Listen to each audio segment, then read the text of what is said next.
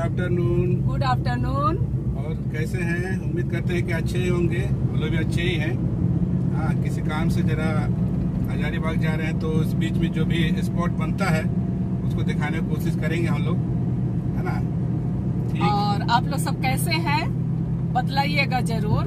हम लोग तो अच्छे हैं और आप लोग सब हमारा ब्लॉग देखते हैं, आप लोगों को पसंद आता है तो उसे क्या लाइक, शेयर और कमेंट कर दीजिएगा। और जो नए फ्रेंड्स हैं वे सब्सक्राइब कर दीजिएगा। अभी हम लोग पेटरवार बोलते हैं, वहां से टेनू घाट होते हुए हजारीबाग की ओर जा रहे हैं। तो इस बीच में जो भी जगह हमें पसंद आएगा, मिलेगा, खास दिखाई देगा, उससे हम लोग दिखाने की कोशिश करेंगे। चलिए तो फिर हम लोगों के साथ बने रहिए। इस रास्ते से अधिकतर हम नेचुरल चीज, मतलब कि जो पेड़ पौधे, नदी, नाले, झरने, हाँ, यही दिखला सकते हैं। तो फिर हम लोगों के साथ बने रहिए। और जो नेचर प्रेमी है शायद उनको पसंद जरूर ही आएगा। ये जगह पेटरवार से आगे खूटा बाबा मंदिर के नाम से प्रसिद्ध है और लोग यहाँ अपनी जो मन्नतें हैं उसको पूरा करने के लिए आते हैं। जब तक ये ब्लॉग आप लोगों तक पहुँचेगा तब तक संडे हो जाएगा। तो आप सबों को रथ यात्रा की हार्दिक शुभकामनाएं। और मेरा ब्लॉग अब सिर्फ बृहस्पतिवार और रविवार को जाता है, तो आप लोग प्लीज़ बृहस्पतिवार और रविवार को ज़रूर से ज़रूर देखने की कोशिश कीजिएगा। ये जो बस है वो बोकारो से हजारीबाग की ओर जा रही है और कभी मैं भी इस बस से सफ़र किया करती थी। तो चलिए फिर मैं आगे आप लोग सबों को बतलाऊंगी कि मैं कहाँ रहती थी और कैसे ड्यूटी करती थी। 17 साल पूर्व मैं इस रास्ते से सफ़र किया करती थी। और अब हम लोग टेनू डैम पहुंच चुके हैं और वो सामने दिखाई पड़ रहा है वो एक टूरिस्ट कम्प्लेक्स है जहां आप आकर के रह सकते हैं और आराम भी कर सकते हैं, है ना। और ये नीलंबर पीतम्बर का इस तरह से स्टैचू बना हुआ है, मतलब एक छोटे पार्क के जैसे बना हुआ है, लेकिन अभी तो पूरा झाड़ी हो गया है। और ये जो है सो टेनू डैम के शुरू में इस तरीके से बना हुआ है। इसमें सीढ़ी बनी हुई है, आप ऊपर तक जा सकते हैं और ऊपर से कहना चाहिए कि टेनू डैम का व्यू को आप देख सकते हैं। ये टेनू घाट का डैम है और ये आगे टेनू घाट थर्मल पावर प्लांट है जहाँ से बिजली बोकारो चाहे मतलब झारखंड के लिए बहुत जगह जो है ना बिजली जाता है यहाँ से। और वहाँ पे टापू जैसा एक व्यू बना हुआ है, देखने वहाँ घूमने के लिए बोल करके। तो देखने के घूमने के लिए नहीं है वहाँ, मतलब वो पहाड़ी घुसा हुआ है डैम में। हाँ, डैम में। और इस तरह से है यहाँ का व्यू, देखिए जरा, देखने में बड़ा खूबसूरत लग रहा है ना। डैम बहुत बड़ा है, यहाँ से वहाँ तक हमको कुछ दिखा नहीं, मतलब कि इसका इस पार दिखाई दे रहा है तो उसका अंत दिखाई नहीं दे रहा है। आप लोग को भी देख रहे होंगे, है ना। ये टेनू डैम का गेट है, हम लोग ऊपर से हैं और जो पानी मतलब कि गेट से गिर रहा है उसका कलकल छलछल आप लोगों के कानों तक सुनाई जरूर ही पड़ रहा होगा। हम नीचे से नहीं गए, वो देखिए सामने में पुल है, उधर से जाने से तो और भी अच्छा लगता, लेकिन हम लोग उधर से नहीं जा पाए। तो देखिए कुछ इस तरीके का व्यू है डैम के नीचे।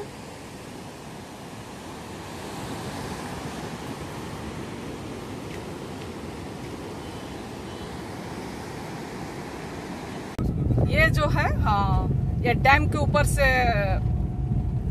डैम का जो मतलब कि बांध जो बांधा गया है उसके ऊपर से छोटी गाड़ी जा सकती है, जैसे बाइक हुआ, कार हुई, ये सब जाने का अलाउ है। जब हम अपनी गाड़ी को रोक करके ये बीचों बीच से डैम का व्यू लेना चाह रहे थे तो दो लड़के नीचे से आ रहे थे और बेवजह का मतलब कि हस्बैंड से बहस करने लगे। लगभग कहना चाहिए कि हम लोग डैम के बीचों बीच आ चुके हैं और वे लड़के बहस करके जा चुके हैं, है ना। तो 10 मिनट पहले ही जब हमने शुरू में दिखलाया था डैम का, तो कुछ भी आर पार दिखाई नहीं पड़ रहा था। लेकिन देखिए ये बीचों बीच में आने के बाद कैसा नज़र आ रहा है, बहुत अच्छा एकदम साफ साफ दिखाई पड़ रहा है। और वो बीच में जो दिखाई पड़ रहा है वो टापू की तरह है।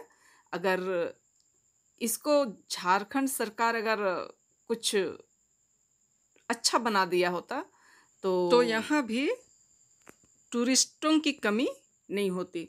लोग दूर दूर से घूमने के लिए ज़रूर ही आते, क्योंकि वो नज़ारा ही देखिए कितना खूबसूरत लग रहा है। तीन तरफ से पानी दिख रहा है और एक तरफ थोड़ा सूखा है कि नहीं। हमें लगता है कि जब कम पानी रहता है तो वो सूखा जगह रहता ही रहता है।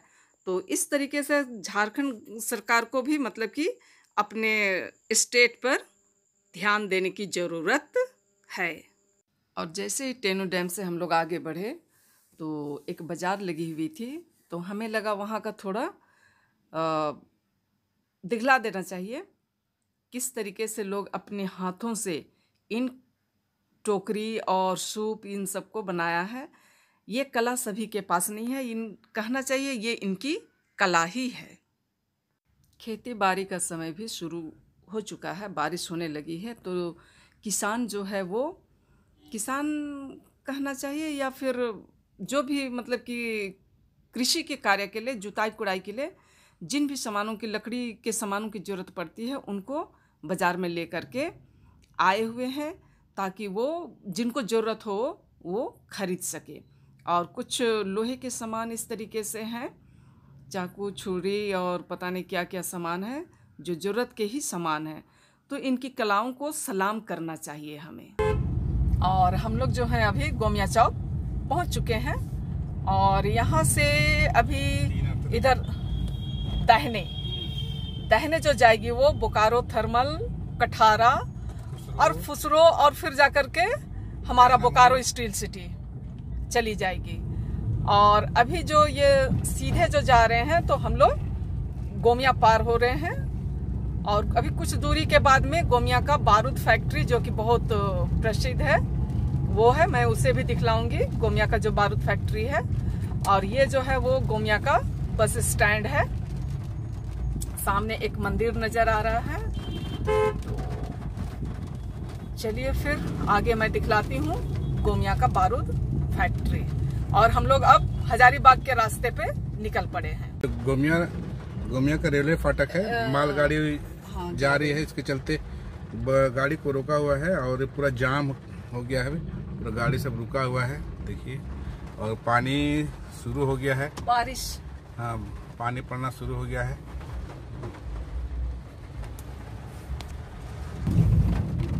ये बाएं तरफ जो दिख रहा है, मेरी अंगुली जो, ये बारूद फैक्ट्री का गेट है, दिख रहा है ना। बारिश हो रही है, अब मैं कैसे दिखलाऊं।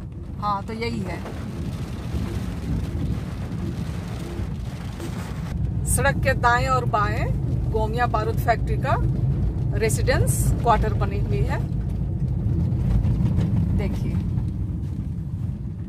जंगल के बीच में खूबसूरती के साथ बसाया गया है। बारिश इतनी तेज हो गई थी कि बाद में मैं डर गई थी और बिजली इतने कड़क रहे थे। अभी आप देखिएगा हमारे गाड़ी के शीशे पे बिजली की चमक दिखाई पड़ेगी, क्योंकि मैं वॉइस ओवर कर रही हूँ। यदि बारिश नहीं होती तो इस रास्ते में हमें जंगल का जो सब्जी होता है, झारखंड के लोग जानते हैं, पुटू बोलते हैं, पुटू और मशरूम जरूर मिलता, लेकिन बारिश की वजह से हमें वो भी नहीं मिलेगा।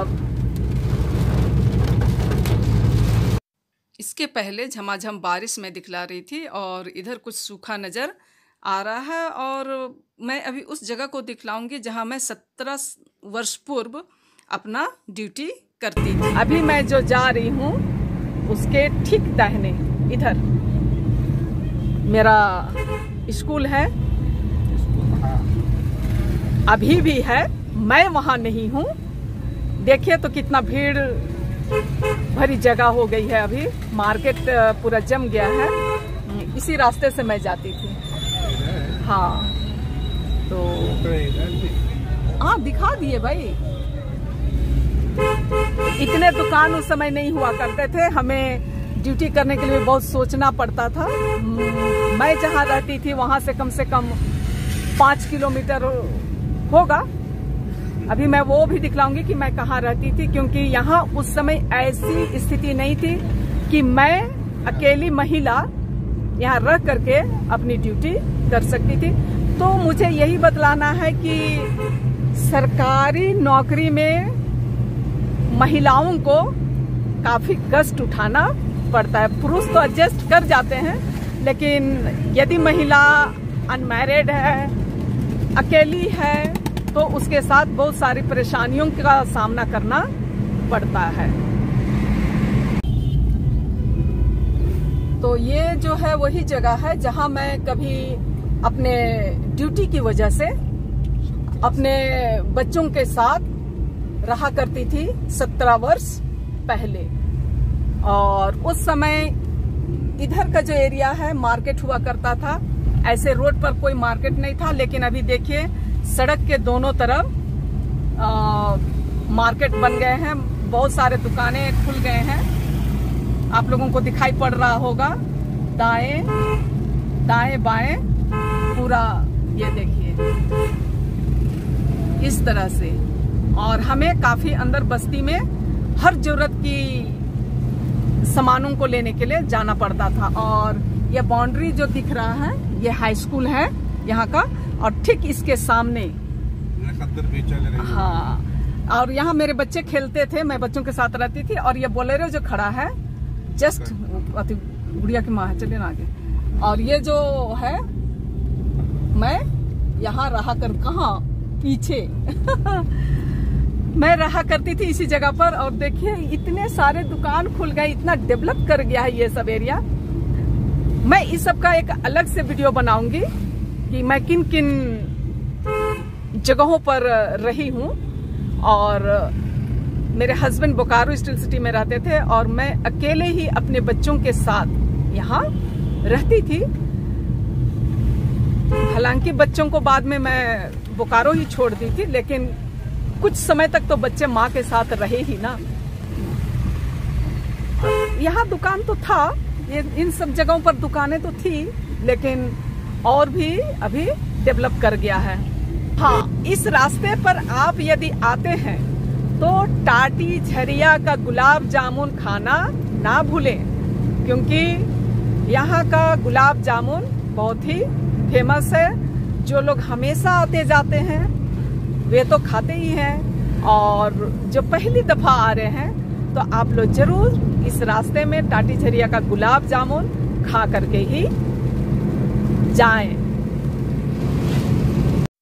अभी बारिश थमी हुई है, कुछ कम है कहना चाहिए, तो हम भी जितना जल्दी पहुंच जाए इस कोशिश में लगे हुए हैं।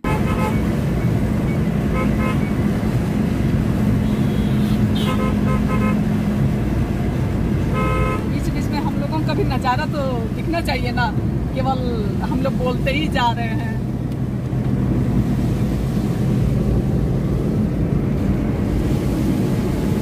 हम लोग बने हुए हैं, है ना, धीरे से धीरे से।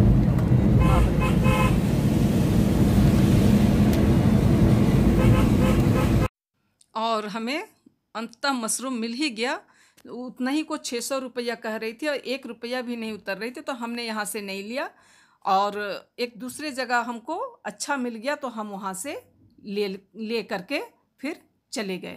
श्री प्रधान जी गुलाब जामुन, है ना, तो पंडित जी गुलाब जामुन। चलिए, और हम लोग जो लेते हैं वो क्या है, ओम प्रधान जी गुलाब जामुन वाले। यहाँ आने से आपको एक लाइन से रोड के दोनों तरफ गुलाब जामुन वाले मिलेंगे। मैं पहले बतलाई थी कि यहाँ का गुलाब जामुन यदि आप नहीं खाए तो इस रास्ता से सफर करना व्यर्थ हो जाएगा, इसलिए जरूर से जरूर खा करके आप लोग जाइएगा। टाटी झरिया का गुलाब जामुन।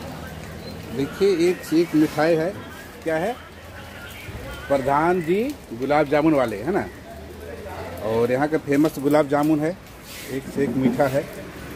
ये निमकी, सेवई, हाँ, ये पानी की बोतलें, हाँ। तो भैया कैसे दिए गुलाब जामुन? 15 रुपये पीस है, 300 रुपये के जी। 15 रुपये पीस और 300 रुपये के जी।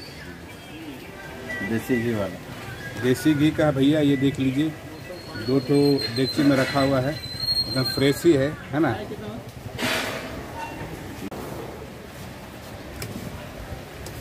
ये गुलाब जामुन क्या क्या डाल के बनाते हैं भैया? खोआ। अच्छा, इसीलिए यहाँ इतना फेमस है ना। अभी हम लोग 1 किलो गुलाब जामुन ले जा रहे हैं, पब्लिक भी बहुत सारा है ना।